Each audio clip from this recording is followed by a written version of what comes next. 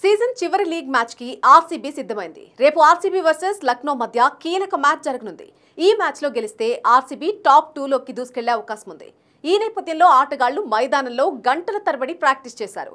అయితే విరాట్ కోహ్లీ మైదానంలో ప్రాక్టీస్ చేస్తుండగా Lucknow super giants mentor Zaheer Khan కోహ్లీని కలవడం హాట్ టాపిక్ గా మారింది. ఇద్దరు మాట్లాడుతుండగా జహీర్ ఖాన్ తన మొబైల్ తీసి కోహ్లీకి ఏదో చూపించాడు. దానికి కోహ్లీ అంతే ఆసక్తిగా స్పందించాడు.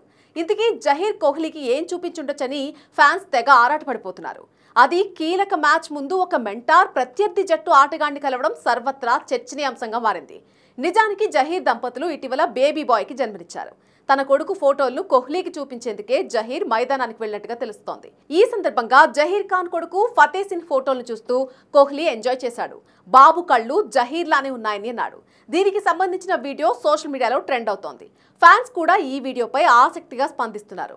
కాగా టాప్ 2 స్థానం దక్కాలంటే ఆర్సీబీ లక్నోపై తప్పక విజయం సాధించాల్సి ఉంటుంది. గెలిస్తే ఆర్సీబీ ఖాతాలో 19 పాయింట్లుంటాయి. ఈ రోజు ముంబై ఇండియన్స్ పంజాబ్ కింగ్స్ మ్యాచ్లో గెలిచినటువంటి జట్టు టాప్ 2 లోకి దూసుకెళ్తుంది.